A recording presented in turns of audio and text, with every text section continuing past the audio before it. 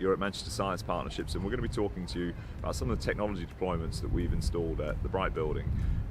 We launched the building in September 2017, so we're kind of in our first year of opening, and we're still adapting and playing around with the building and using it as a pilot and a test bed for a lot of innovations. So the building will continue to change in the future, but for now there'll be about 10 showcases that we'll talk about today. At Bright building we installed the Tesla battery because what we wanted to do is start exploring opportunities to take the building off grid.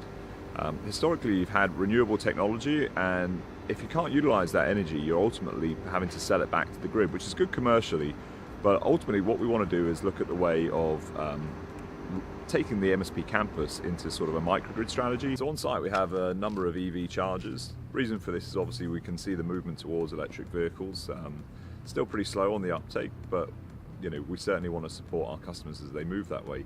Equally, what we did was we, a few years back, ran a project in partnership with Nissan looking at bidirectional charging, so actually not just charging cars through the sort of EV supply, but also putting charge back from the car onto the grid. So that means you can start to manage kind of grid harmonics and look at your cars actually as a distributed battery chain. So through CityVerve, one of the use cases that we wanted to deploy was something around exterior lighting. There's about 7.5 million lampposts in the UK, so it's burning a lot of energy, and there's, for good reason. It's very dark in our winters, and it gives that sense of security as you move through a space.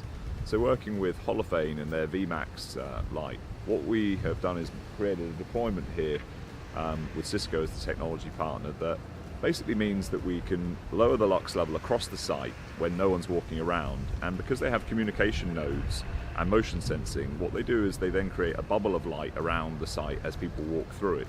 So it senses as you go and then talks to the next 4 lampposts and creates this bubble. So it brings some real energy efficiency to the site, but also importantly keeps that kind of sense of security for our customers as they walk around. We work in partnership with Cisco to run a co-innovation centre where we bring startups in and help them scale. And they were already doing this in a centre called Idea London in Shoreditch. And one of the startups that was working there is a really cool company called DoorDeck. And what they do is they take any door and basically turn it into a smartphone-enabled door locking mechanism. So using the app, we're able to unlock the doors. And so we use this as our platform across a range of our buildings now and hope to expand it further because it stops us having all those access fobs on our keyring, and it's just a nice simple bit of technology that can really improve the user experience. So some of the sensors that we've deployed in the building are about giving us kind of a sense of what's happening in the building. So what we have here is a CO2 monitoring system so that we can understand the air quality in our meeting rooms, can understand the air quality in our space.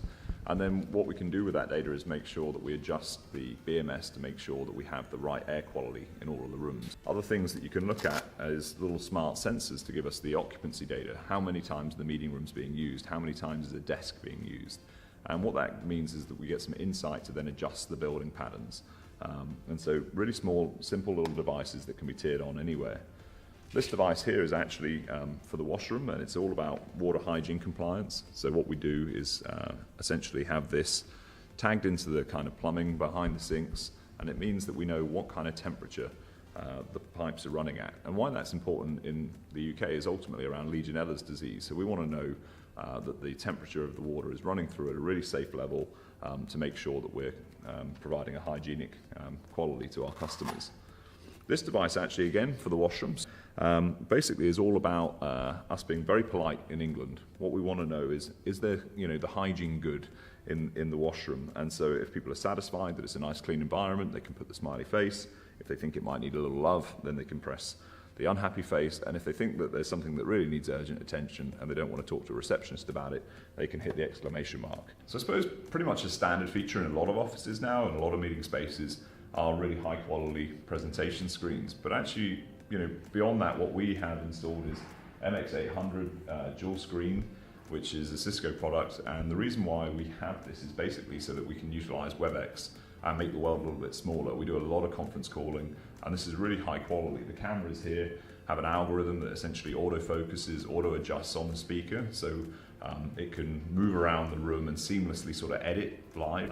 Cisco Enterprise level access points. This is provide us with really high quality wireless connectivity in the building, but also what we have then tiered on that is the Hyperlocation service package.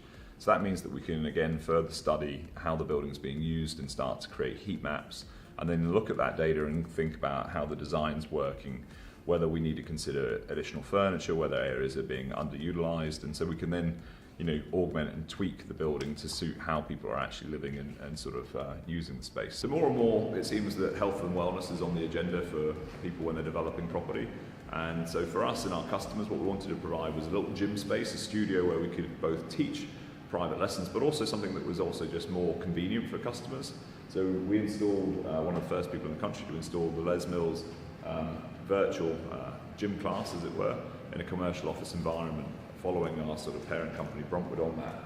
And what it is basically a subscription service where new classes are loaded up every month, and then customers can come here, rig up their station, and just follow the gym class in a sort of video environment. And it's really handy, means that people can come in any time of the day and get an engaging workout, and they don't have to think too much about it. One of the things that we wanted to do was put in a big immersive lab, where basically what we could do is use it as a demonstrator for when we have groups in. So it's a touch screen, and what we have within it is basically a dashboard. So we can look at the air quality for the whole of the city, we can look at the transport modes, we can look at what's happening with the motorbikes as they travel around the city. It gives us an ability to layer on all of those sensors and all of that data that's coming out of the project and really make a visual representation of it to help explain what the scale of the project's been. Handily, it also then means that we've got this really big demonstration screen for when we want to showcase our customers' work, like someone like Wattle. We used it to display their social media application, and it's just a great feature to have in the building because, as you say, really versatile but very good for demonstrations. I want to introduce you to BizX though, RB, which is part of the Wild in Art program that's going on through the city this summer. We worked in collaboration with Cisco in a company called PLACETECH on this product, and also an artist called Crick6, basically taking 3D printed parts, adding them as features to RB, using some Cisco recycled hardware and painting it up to make it look like a Gatling gun, and also having just some kind of sensors here so that we can monitor how many people engage with RB over the summer. So we're hoping we get lots of visitors, and this kind of art project is just one of those kind of things that we think really brings the public into the kind of the sense of art and science, and hopefully acts as a nice little feature sculpture for the next 6 weeks here.